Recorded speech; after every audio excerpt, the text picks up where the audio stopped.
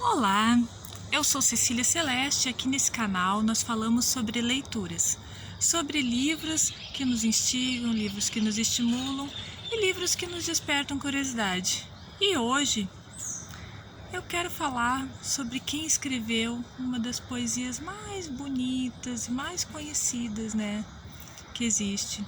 Aquele cara que escreveu: amor é fogo que arde sem se ver, é ferida que dói e não se sente, é o não contentar-se de contente. Você conhece?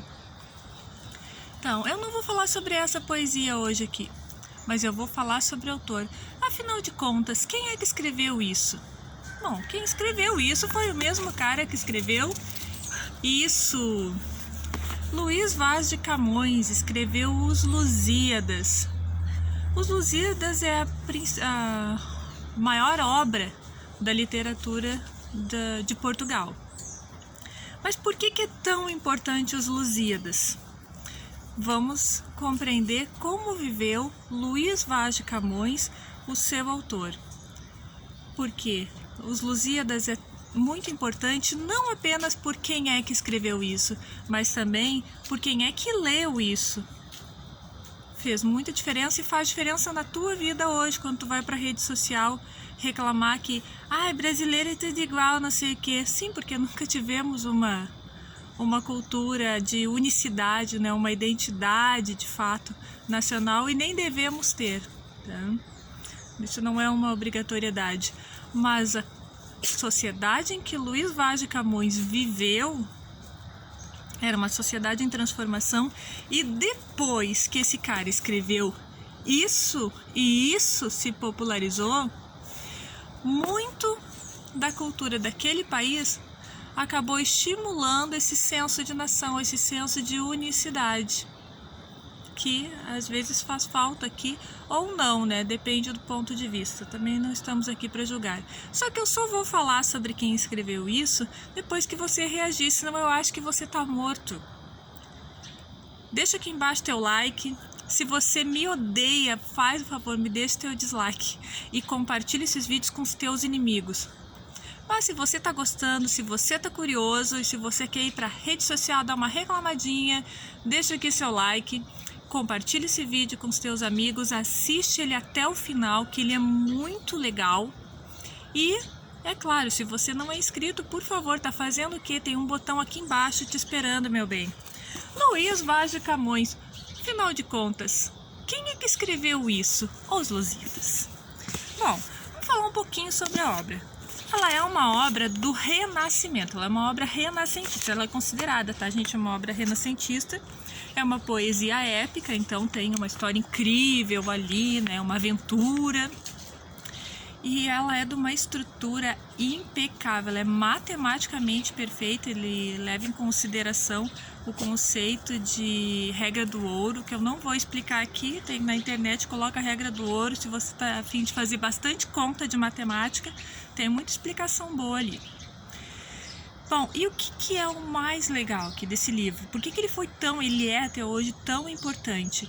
Porque ele exalta para o povo português os relatos dos feitos históricos dos navegadores. Lembra lá a época das grandes navegações? Lembra por que eu falei aqui no início do vídeo que aqui no Brasil nosso conceito de identidade é diferente do conceito de identidade que os portugueses têm em relação ao seu país, em relação a eles enquanto povo? Tá? Então, esse livro aqui, ele exalta, os feitos dos grandes navegadores e ele contribui para esse conceito de identidade nacional. Então, quem é que escreveu isso? Luís Vaz de Camões, não se sabe exatamente a data e o local que ele nasceu, mas se estima que ele nasceu entre 1524 e 1525, na região ali de Lisboa, provavelmente em Lisboa. E ele era da pequena nobreza, então era um nobre, mas não tinha poderes, tá? Só que, desde novo, ele conviveu com figuras importantes da Universidade de Coimbra. E isso trouxe a ele uma grande erudição. Ele tinha conhecimento num monte de coisa. Então, não é qualquer um, tá? Que a gente está falando. Então, e quando ele era jovem, ele pegava geral, tá, gente? Ele era um exímio sedutor. E isso até trouxe algumas incomodações para ele. Por exemplo, lá em 1549, então ele já tem os seus 24 anos, ele começa a participar de umas intrigas ali na corte, porque ele sempre conviveu ali com o pessoal da corte, sempre teve muito acesso.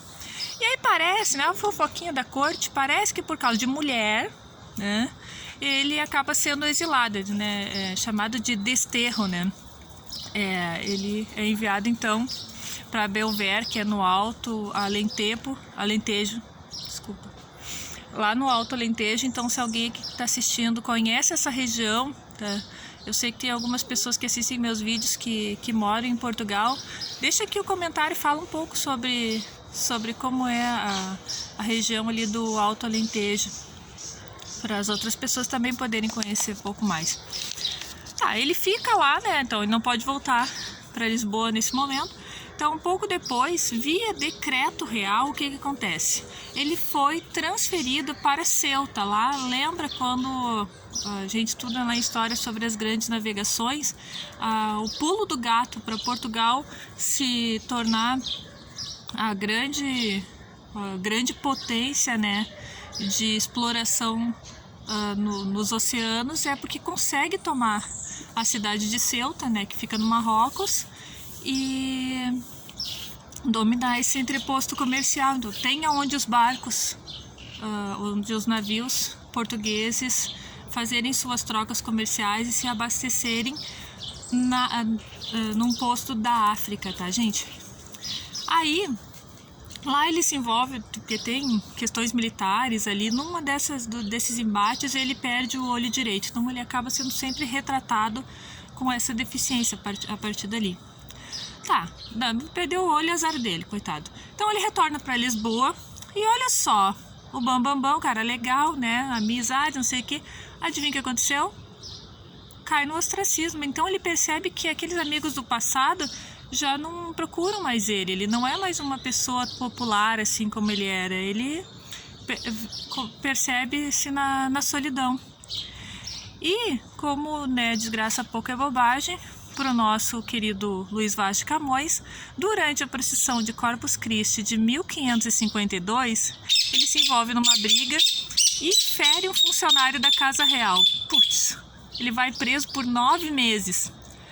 Aí, mediante fiança, né, ele paga, né, é feito o pagamento de um valor bem alto, ele consegue sair, né, depois de 9 meses, e parte como soldado na armada de um cara chamado Fernão Álvares Cabral.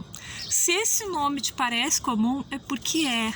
O Fernão é o filho do Pedro Álvares Cabral. Então, o filho do Pedro Álvares Cabral, o Fernão Álvares Cabral, ele está fazendo uma expedição para Goa, e o nosso querido Camões parte como soldado nessa armada.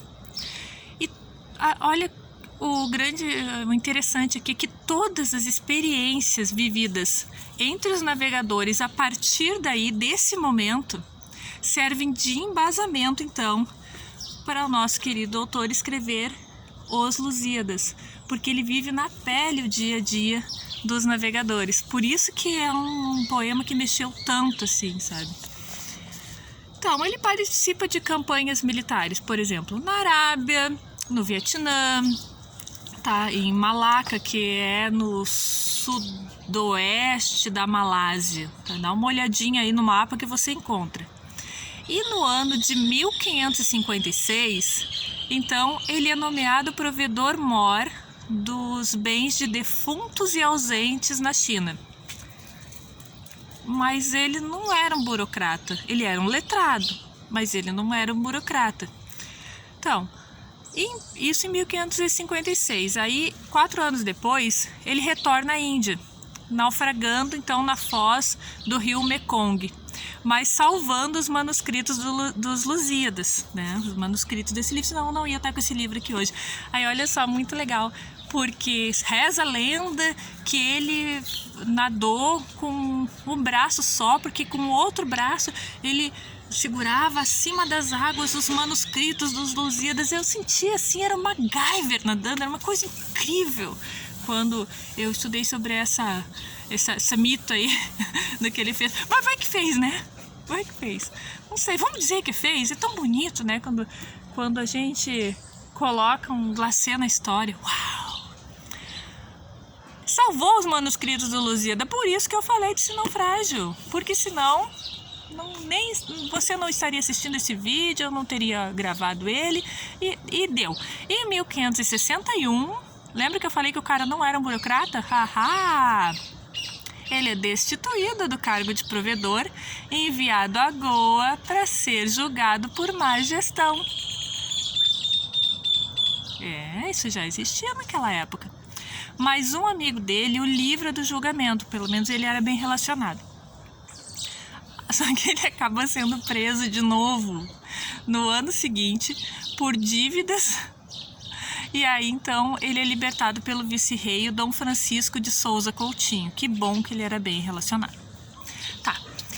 Aí, gente, em 1567, então, esse cara já tinha aí, mais de 40 anos, o que para a época era uma idade considerável.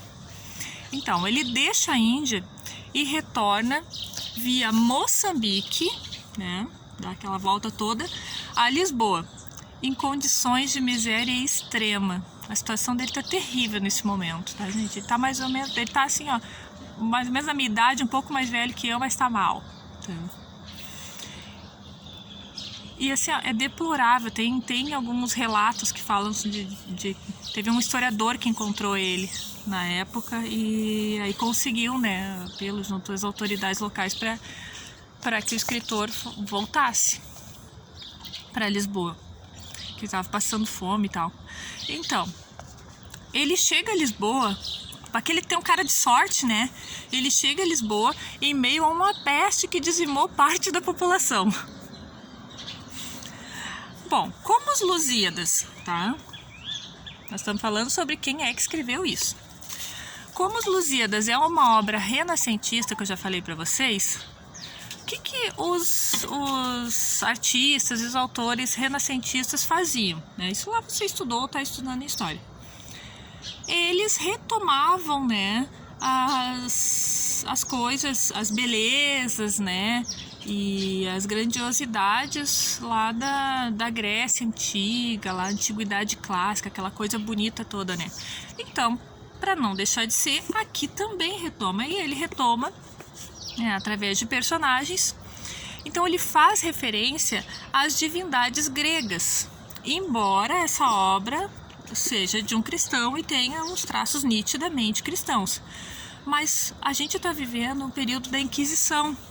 Como é que ele vai trazer aqui deus pagãos para uma obra? E olha, ele conseguiu publicar, né? Não teria sido reimpressa até hoje.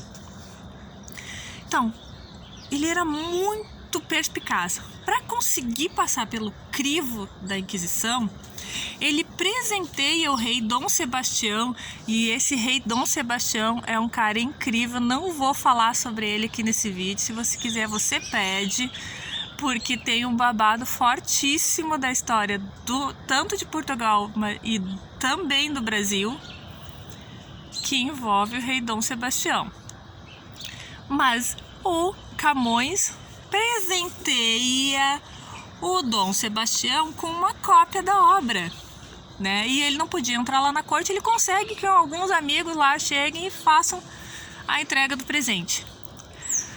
Com isso, ele obtém o parecer favorável do Santo Ofício para publicação, que ocorre de fato só no ano de 1572. Então ele foi uma baita sacada, ele foi primeiro no nome para depois conseguir a liberação da igreja, já que a Inquisição era um braço eclesiástico da monarquia. Então, anos depois, né, em 10 de junho de 1580, o Camões morreu, vítima de mais uma peste. Ele não poderia se safar de todas, né? Então, mais uma peste assolou Lisboa e nessa ele se deu mal. Mas a história dele não acaba aqui, Porque o que acontece?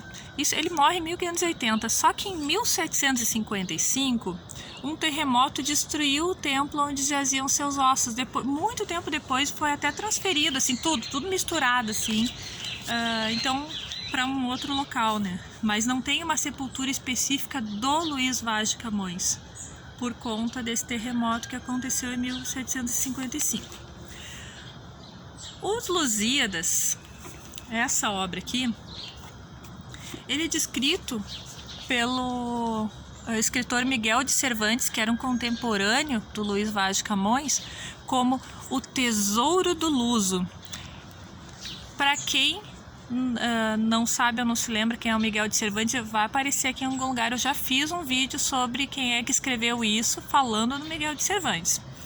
Então, ele é elogiado por muitos, tá, autores. O Miguel de Cervantes é o melhor, é o principal da Espanha, tá? E o Camões é o principal de Portugal. Então ele é elogiado por muitos escritores contemporâneos a ele e milhões de escritores posteriores a ele. E ele foi traduzido, tá? Foi Os Lusíadas. Esse livro aqui foi traduzido para quase todas as línguas do mundo. Então, esse livro aqui, Os Lusíadas, principal obra, tá? Da literatura de Portugal. E eu trouxe aqui a história do Camões, tá? O cara que um dia foi popular e depois deixou de ser. Mas você sabe que na sua cidade existem escritores, ou existem muitos escritores? Às vezes eu faço essa reflexão em sala de aula, né? Vamos trazer isso, até em artes mesmo. Vamos trazer isso para nós. Você conhece os escritores da sua cidade? Você saberia dizer o nome de um escritor da tua cidade aí? A cidade que você mora? Ou se você não mora na cidade que você nasceu, lá da cidade que você nasceu? Deixa aqui embaixo nos comentários se você conhece qual é o nome do escritor, tá, da sua cidade, o que essa escritora e o que essa pessoa escreveu. Vamos valorizar um pouquinho também a nossa cultura local. A gente tem pessoas tão brilhantes, né, produzindo coisas tão boas, inclusive nesse momento aqui. Às vezes é até uma forma da gente ajudar, divulgando o trabalho dessas pessoas, né, nesse momento que tanta gente está precisando de ajuda. Pensa nisso com carinho, tá? Um beijo e fica com Deus.